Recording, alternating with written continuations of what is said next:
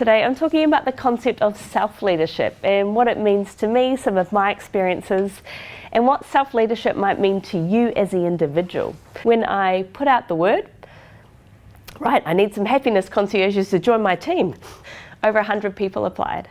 And out of those 100 people, 30 were shortlisted. Out of those 30, 15 were shortlisted from there and 8 were invited to come to my boot camp. Out of those 8, 3 were shortlisted for a role and 2 made it past the first 3 months of training. So what makes those 2 different? They have an internal locus of control. The idea, which was termed in 1954 by psychologist Julian Rotter, is that when one has an internal locus of control as opposed to an external locus of control, it is the belief system that they can control outcomes, that the individual can control outcomes. So an example at work might be if you're given an exercise at 3 p.m, instead of saying, it's 3 p.m, what can you do? Someone with an internal locus of control might be more inclined to say, it's 3 p.m, how can I get this done by 9 a.m? What can I do to get it done? Someone with an external locus of control is more likely to blame external factors or fate or luck. They might be more inclined to say things such as, look, there was nothing I can do. It is what it is. What are you going to do? It's just the system. It's just the internet. They're more likely to blame other factors. So individuals with a highly honed internal locus of control are real go-getters. They're great at problem solving and they're great at creatively coming up with ideas. Here's the clincher. We're not all an internal or external locus of control. Depending on how we feel, if we've slept, if we've ate, if we've got a great supportive team, we might be more inclined to solve problems, just like you did this morning when you were talking about outcomes in our retrospective from the last offsite.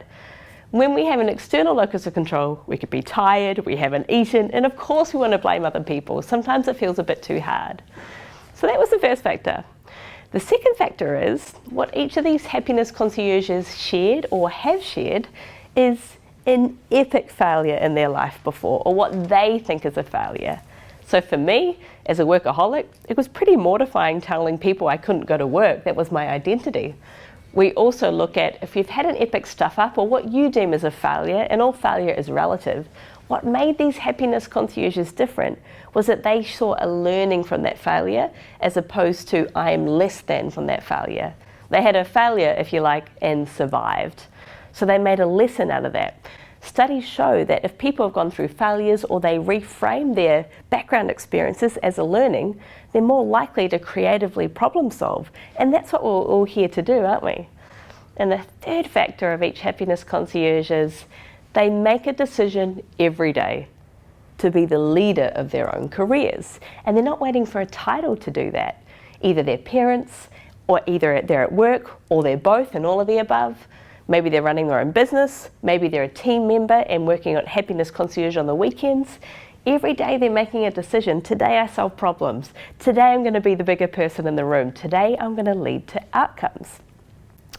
So this was pretty interesting when I looked at this data, when I looked at the feedback of our clients over the last 5 years. And it got me researching even further. In a study by Google called Project Aristotle, is anyone familiar with this study? Super interesting. They reviewed 180 teams, both high-performing teams and low-performing teams, Project Aristotle.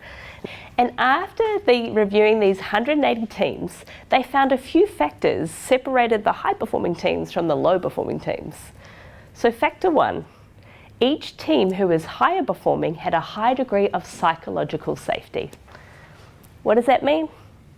Feeling comfortable to say, no, I don't think I can deliver that, or asking for help, or I've made a massive stuff up and I'm not sure what to do next. Feeling comfortable to fail or ask for help with a team member, or say, I know I said I'd meet that deadline, but I really need some help. Easy to say, sometimes it can feel pretty hard to do at the moment. What else does that mean? Number 2, it was all around the other 4 factors within top performing team were around meaning. This job has meaning to me. Impact, I know how my role impacts the wider team. And get this, dependability. I can rely on my teammates when it hits the fan. I can rely on my teammates when things stuffs up. When I say, hey mate, I know we said we'd deliver that, but we've got this massive problem over here. This tech isn't talking to that tech. What do we do? That dependability piece. And all of these pieces together separated the meaning of the team. And here's the other key insight. Group norms, how individuals talk to each other, had greater influence than individual performance. So while you could be a star performer and you're hitting your targets and you're nailing it, unless teams knew how to work together, it didn't actually matter necessarily how amazing the individual was. It was about the group norms. On that, group norms had greater influence than individual performance. So group norms being, do we turn up for meetings on time, or are we a bit more of a casual culture? Group norms being, do we bond over food or snacks, or do we prefer to do our own thing?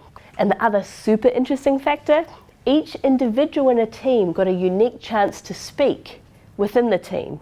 It didn't have to be within one meeting, pardon me, it didn't have to be within one portion, but over the day of the teams that they surveyed in the high status, in the high performing status, each individual got a chance to say their part.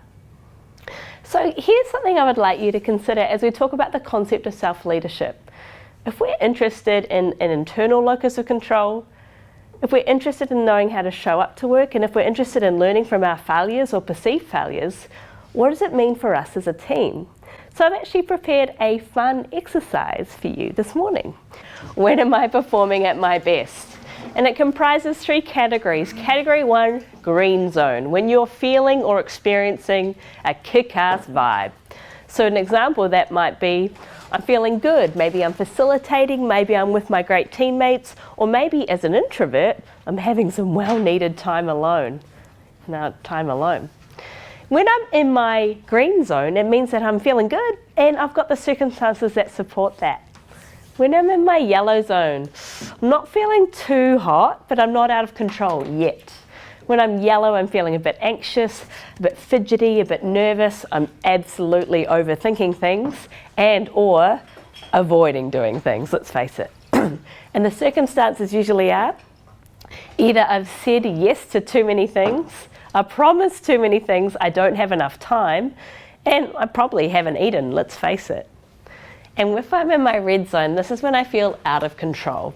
I'm feeling grumpy, annoyed, and I'm no longer in my internal locus of control. No, no, no, no. I want to blame others. Everything's too hard. I don't want to do anything. Why is everyone so annoying? The very antithesis of my authentic self, if you will. And what are the circumstances? There's not enough time. I'm not exercising, and I haven't maybe balanced my introvert time with my extrovert time, because I'm a little bit of both. So as an individual exercise, I want to invite you, take a moment to write down what you might be experiencing when you're in your green zone, in your red zone, and in your yellow zone, and why that might be. But it's worth thinking about that. For those of you not sure where to start with green. That's always a great place to start. In some cities, people flip from green to red and there is no yellow zone, and that's A-okay with me. So we'll allocate 5 minutes to this as an individual task. Most of you are starting to make a dent or have made a dent in that. And I'm seeing a few are going from red to green and green to red and are bypassing the highway of yellow. Good for you. In pairs, I'd like you to share what's come up for you in your yellow and red zones and your theories as to what might influence that. So an example might be, I'm noticing that I actually get a lot more done when I'm in my red zone, which is one of my happiness concierges, because her stress zone is her happy zone. For other team members, they get nothing done in their stress zone and they feel overwhelmed, and asking for help can be tricky. Right, gang? I'm seeing some really productive discussions here. Yeah? I'm curious, what's coming up for us in the yellow zone? How did you go over here? Yes, so the comment is in yellow zone I can feel rushed, there's not enough time, I'm just winging it, and probably doing a competent job, but for you that's a yellow activity, that's not a just wing it, feeling good, that's a winging it, sitting in the middle, is that right? Yeah, yeah. And so what contributes to that? A lack of detail, not enough time to breathe? Well, it's so interesting. It tells us a lot about the culture. For some people, you know, in your green zone, things look perfect, or they're thriving, or you've got enough time to schedule. For me, I love the wing zone. So it's all relative, isn't it? And a lot of sales consultants love that sense of, whew, just made it, keeps them alive. And so when you moved on to the red section, what came up there? So it's not A few nods there about the life priorities not balance. I think a term I heard over here was deep red, when I'm in my deep red. Red. Yeah. There's red and there's deep red, friend. I thought that was really cool. That was really cool. So the comment was, I don't feel prepared, there's too much. And this one, oh, gulp, you promised you'd do something and then you can't. How many else feel that that's a red zone? That's a bit of a red zone for me. Yeah, it feels crap, doesn't it? Yeah. And what's that due to? Overscheduling? Are you a colleague from the say yes era? It's a skill that we work on. Thanks for sharing. I really appreciate that. Amazing. Who can beat that? How do we go this part of the table?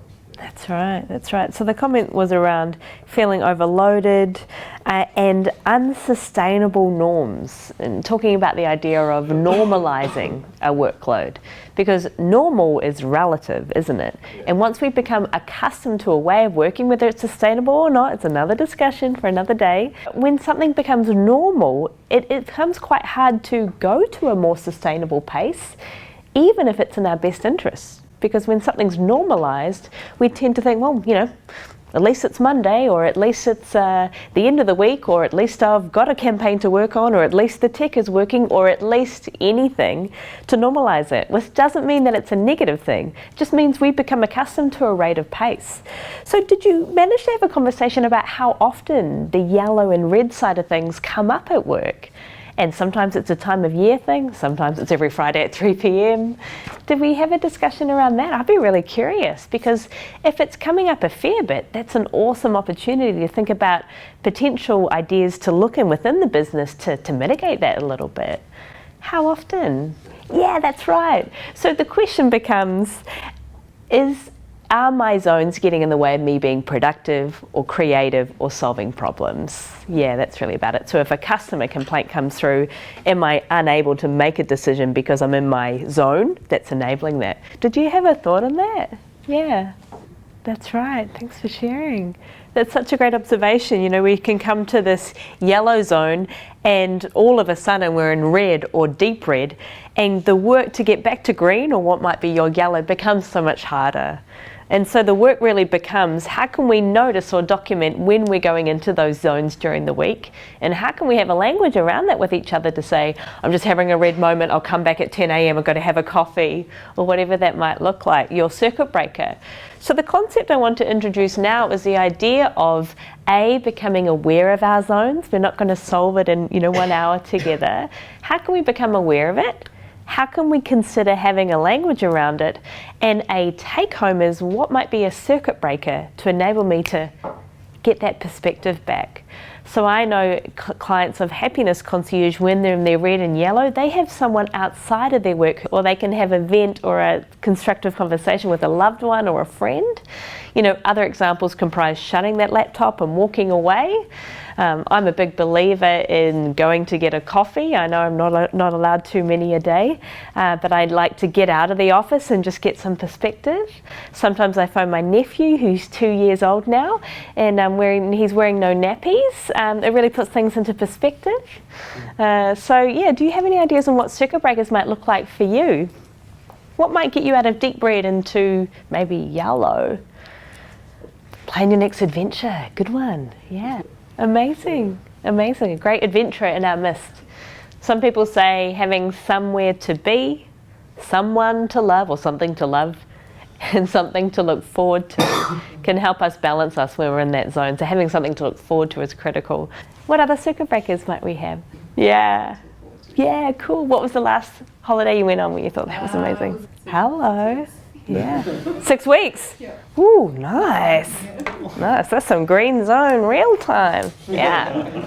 What would be another circuit breaker when we we might have a holiday coming up? What might be a smaller one if it's, say, a short week, or what might be a day-to-day circuit breaker in addition to the great adventures? Yeah, awesome. So even the act of having a chat. Amazing. How good's that? Yeah. Any other unusual circuit breakers? I've heard some pretty funny ones. Have you got one? We're good. Yeah, so you got a friend at work. Yeah. Amazing. How good's that? Amazing. Well, there's one final thing I'm going to ask you to do. And I do have an ulterior motive. Studies also show that we're more likely to stay loyal to an organisation when we feel like we have a friend at work. Why? Because it's less lonely, you can laugh at yourself, you can have lunch together, and life's too short. So I'm going to distribute these UROC cards and I want you to write your name on it. Write your name on it. And once you've written your name on it, I want you to pass it to your left and write one word that you admire about the person. So if you don't know the person very well, that's okay. You might say they have a great shirt or a great smile. It's okay. And so if you write your name on the flip side, it's okay. On the back, if you write your name, right, and then you'll pass it to the left, and you're going to write one. Yeah, I've got some cards here. Yeah, that's right. What about you? Be nice. Yes, positive. Thank you for asking. Know that when I teach across the world about finding work that matters or work that matters to you, it's less about the actual work, would you believe, and more about feeling valued, feeling recognised, feeling rewarded. And rewards aren't always cash, that's for sure. But if you can make a time to recognise your colleagues, be it over lunch, be it having a laugh at yourself or with each other, I swear to God, it makes such a world of difference. Alrighty, everybody got their card back? Yeah. Looking good? Feel pretty good? One of these feels pretty good? I'll leave you with a story from my 4-year-old niece. We were in New Zealand recently, where I'm from, and we're in this beautiful Airbnb. It was this 2-storied affair, and we were overlooking beautiful bush. And her dad was downstairs, my brother, and she was throwing out paper planes, well, you know, planes, paper planes out the window. And she said, "Daddy, Daddy, here you go," and she threw them all out.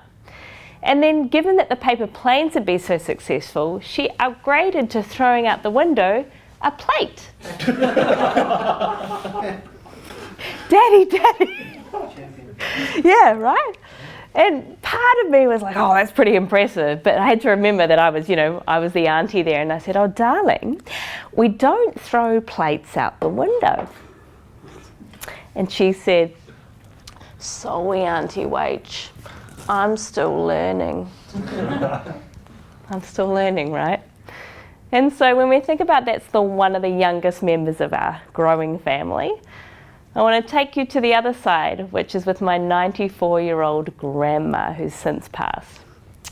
And I was many years ago getting ready, and I was getting ready to go out, and I approached her and said, Gran, what do you think?